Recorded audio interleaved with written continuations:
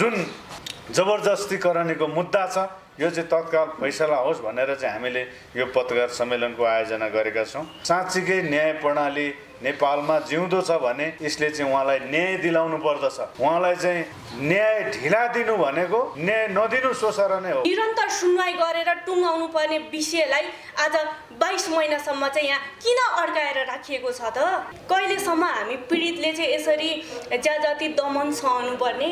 हामीलाई उल्टै प्रतिवादीको मान्छेहरूबाट आज यहाँसम्म आइरहेको छु भनेदेखि बिहान हिँड्दाखेरि बेलुका रुमसम्म फर्किन्छु कि फर्किन्न जिउँदो भन्ने अवस्थासम्म हुन्छ। एउटा पीडितले गए सबै सम्पूर्ण कागज लिएर गए तर मेरो दर्ता भन्ने चाहिँ अझै पनि भएको छैन। के कारणले भएको छैन मलाई पनि थाहा भएको छैन अझैसम्म पनि। बार म माथि चाहिँ बिचमा पनि प्रतिवादीका मान्छेहरू लगाएर मार्नको लागि गुण्डाहरू लगाएर मलाई धाकधम्की दिइराख्दाखेरिमा मैले निवेदन अदालतमा पनि निवेदन दिएको थिएँ कि शान्ति सुरक्षा गरी चाहिँ मैले न्याय इन्साफ दिलाइ पाऊँ भनेर। तर त्यो निवेदनको पनि कतै पनि कार्यान्वयन भएको छैन। हामीले तैँले जतिसुकै जे गरे पनि हामीले हाम्रो मान्छे निकाल्छौँ, हामीसँग पैसा छ यो छ भनेर हामीलाई धम्कीहरू दिइरहेको अवस्था छ।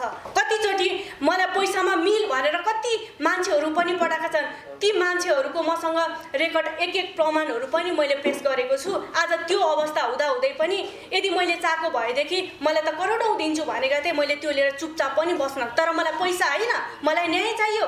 कानुनमा जुन व्यवस्था गरिएको छ त्यो अभियुक्तलाई हुनुपर्ने सजाय त्यो अनुसारको सजाय होस्, अरू मलाई केही पनि चाहिएको भनेको छ। तर पनि त्यो कुरामा कहीँ पनि मेरो सुन्नै भएको चाहिँ मैले त्यो अवस्था देखेको छैन, जसको कारणले गर्दाखेरि आज म यसरी फेरि पनि हावा बोल्नु चाहिँ सबभन्दा ठुलो सजाय हुन्छ।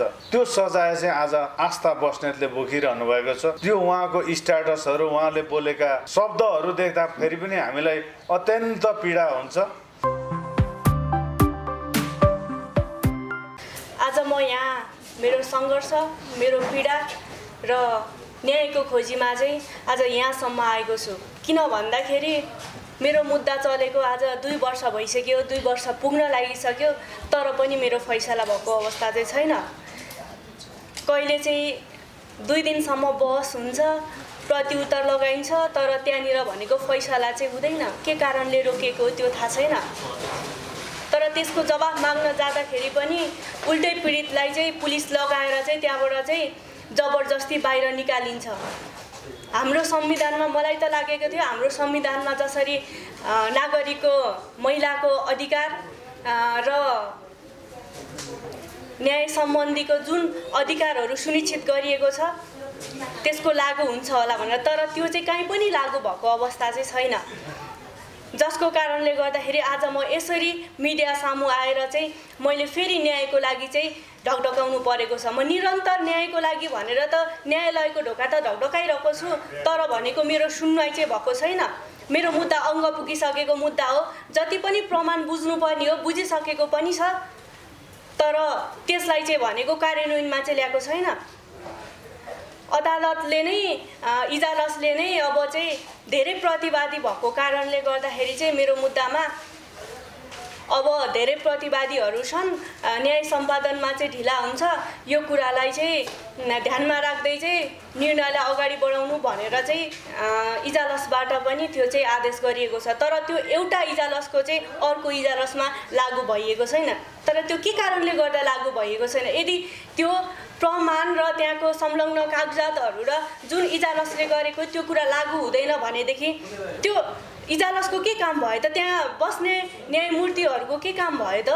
यदि त्यो गर्ने नै होइन भनेदेखि आज मैले त्यही प्रश्न लिएर मुख्य त्यहाँको श्रीमानज्यूकोमा जाँदाखेरि पनि आज मैले त्यसको जवाफ चाहिँ पाएको छैन।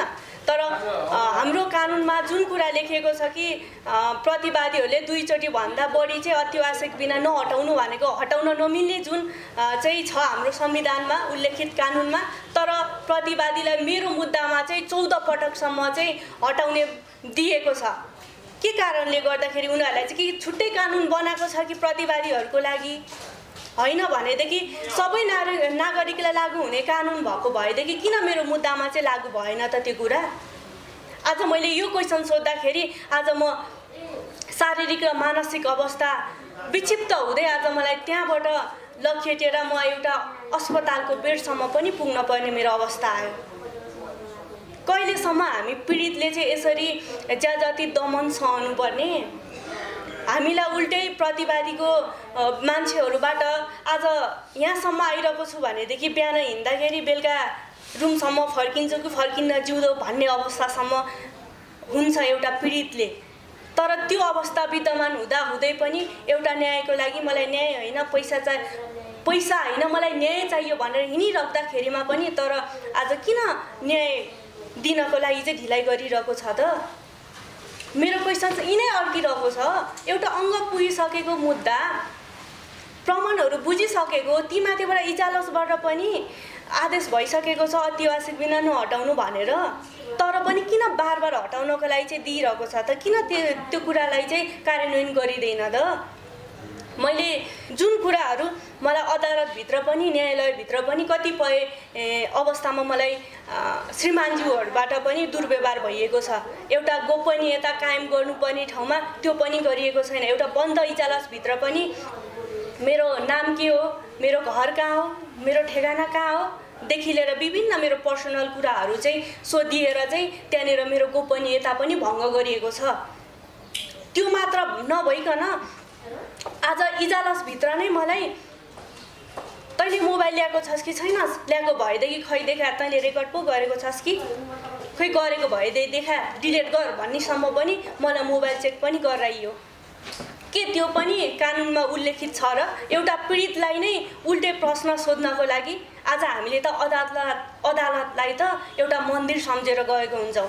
हामीले त्यहाँ बस्ने न्यायमूर्तिलाई एउटा भगवान सम्झेको हुन्छौँ। तर त्यही भित्र नै हामीलाई यसरी क्वेसन रेज गर्दाखेरि हामीभित्र के बितिरहेको हुन्छ होला? त्यो कुरा कसले बुझिदिने? हाम्रो पीडा कसले बुझिदिने? कहिले 2 दिनसम्म बहस हुन्छ, प्रतिउत्तर पनि लगाइछ, तर फैसला गरिँदैन। त्यो नगर्नुको कारण के त? के कुराले चाहिँ रोकेको थियो त? यो कुराको जवाफ अझै पनि म चाहिरहेको छु। राज्यसँग म चाहिरहेको छु, म न्यायालयप्रति पनि मेरो क्वेसन नै छ। तर पनि म न्यायालयप्रति कता न कता झिनो आश लिएर हिँडि नै रहेको छु, कतै मैले न्याय पाउँछु कि भन्ने। किनकि यो जति पनि गतिविधि भएको छन् त्यो कारणले गर्दा कता न कता न्यायालयप्रति पनि मेरो विश्वास चाहिँ उठेकै हो। तर पनि यत्रो सङ्घर्ष गरेर यहाँसम्म आइसकेपछि केही न केही आशावादी मैले राखेको छु।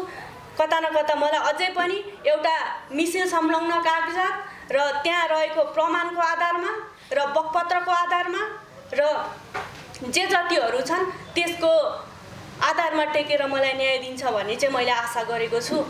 मेरो 18 दिनसम्म बकपत्र लाएर गरियो। जुन इजलासलाई तोकिएको थियो, जुन श्रीमानकोमा चाहिँ मेरो बकपत्र तोकिएको थियो, तर त्यहाँ नगराएर मलाई 3टासम्म इजलाससम्म चाहिँ चेन्ज गराएर चाहिँ मेरो बकपत्र गराइएको थियो। जहाँ श्रीमानहरू हुनुहुन्न थियो त्यहाँ लगेर मलाई बकपत्र गराइयो। मलाई शारीरिक रूपमा मानसिक रूपमा मलाई यतिसम्म टर्चर दियो कि मैले 18 दिनसम्म मेरो 4 दिन जति मेरो त्यहाँ बकपत्र भयो, अरू जिरो भएको अरू दिनहरूमा मैले कहिले पनि मैले मेरो कपडा लगाएर गएको मैले त्यहाँभित्र फिल गर्न सकिनँ। मैले त्यहाँभित्र पनि मैले मानसिक रूपमा एकदमै टर्चर सहनु परेको थियो। आज मैले जति कुराहरू पनि त्यहाँ भएको थियो त्यस विरुद्ध न्याय परिसरमा मैले उजुरी दिन जाँदाखेरि पनि त्यहाँनिर दर्ता गरिएको छैन, पेन्डिङमै राखिएको छ। मलाई त म हिजो गएको थिएँ, अझै 1 हप्ता पछाडि आउनुस् भन्नुभएको थियो। थाहा छैन, योभन्दा अगाडि म 2-3 दिनसम्म धाएँ, कहिले के पुगेन, कहिले सचिवजी हुनुहुन्न भनेर मलाई धेरैचोटि फर्काइयो। तर पनि मैले गएँ, सबै सम्पूर्ण कागज लिएर गएँ, तर मेरो दर्ता भन्ने चाहिँ अझै पनि भएको छैन। के कारणले भएको छैन मलाई पनि थाहा भएको छैन अझैसम्म पनि। मैले बार म माथि चाहिँ बिचमा पनि प्रतिवादीका मान्छेहरू लगाएर मार्नको लागि गुण्डाहरू लगाएर मलाई धाकधम्की दिइराख्दाखेरिमा मैले निवेदन अदालतमा पनि निवेदन दिएको थिएँ कि शान्ति सुरक्षा गरी चाहिँ मैले न्याय इन्साफ दिलाइ पाऊँ भनेर। तर त्यो निवेदनको पनि कतै पनि कार्यान्वयन भएको छैन। त्यसको छानबिन पनि भएन। छानबिन गरेर चाहिँ कार्यान्वयन गर्नु भनेर त्यहाँबाट त्यो पनि आदेश भएको छ, तर त्यो आदेशको पनि लागू भएको छैन। पछि गएर 2 दिन बहस भयो, हुँदाखेरि त्यो दिन पनि मलाई त्यहाँभित्र के भनिएको थियो भन्दाखेरि एउटा पीडित भइसकेपछि पीडित जसरी आउनुपर्छ, मास्क लगाएर आउनुपर्छ, घुम्टो ओढेर आउनुपर्छ, होइन। अनि लगाएको लुगा पनि राम्रो भयो अरे त्यस्तो लगाएर आउन पाइँदैन अरे।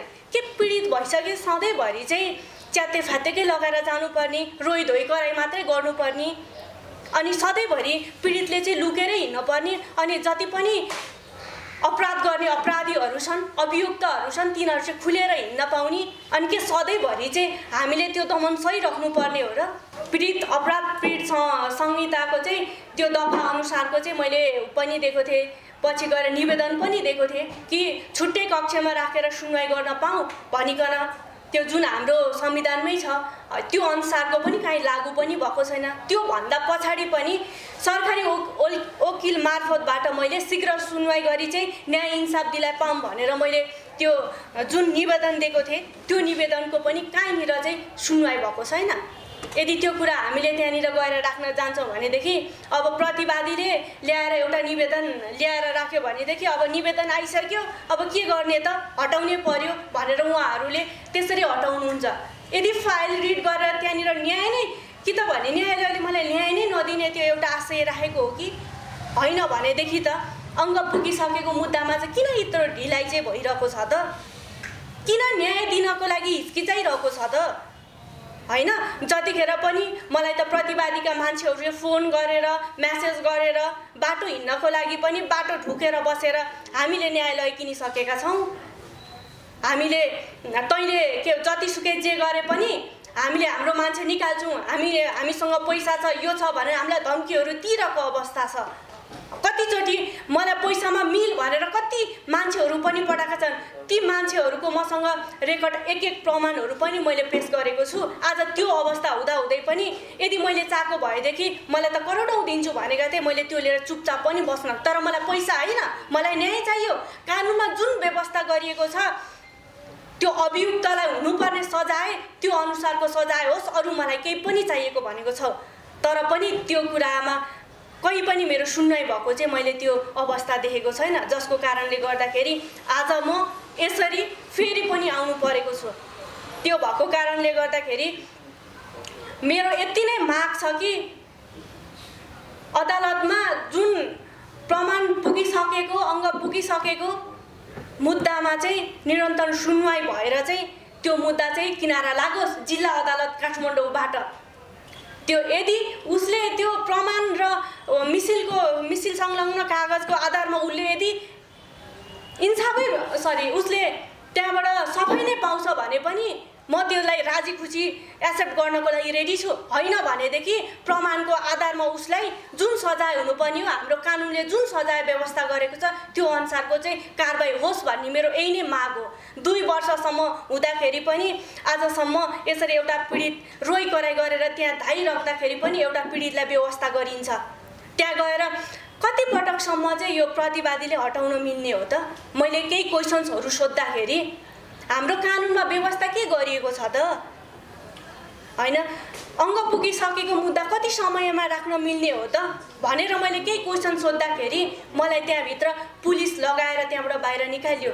मेरो यही नै माग छ, अरू केही पनि छैन। शीघ्र जति छिटो हुन्छ छिटोभन्दा छिटो सुनवाई होस् र सुनवाई भएर चाहिँ जे छ कानुन व्यवस्था अनुसार चाहिँ त्यो कुरा लागू होस् भन्ने मेरो यही नै माग छ। भोलि मेरो 24 गते मेरो पेशी रहेको छ। मलाई आशा छ भोलिको पेशीमा हट्ने छैन, कुनै कारण पनि हुने छैन। भोलिको पेशीमा कुनै पनि हालतमा न्यायालयले यसलाई सुनवाई गर्नेछ र भोलिको जुन पेशी छ नहटाएर एउटा पीडितको पीडालाई सम्झिँदै न्यायालयले मलाई न्याय दिलाउनेछ, न्याय इन्साफ दिलाउनेछ भन्ने मैले यो विश्वासको साथमा मैले यो न्यायालयप्रति, यो सरकारप्रति चाहिँ मैले यो आग्रह गर्न चाहे। धन्यवाद।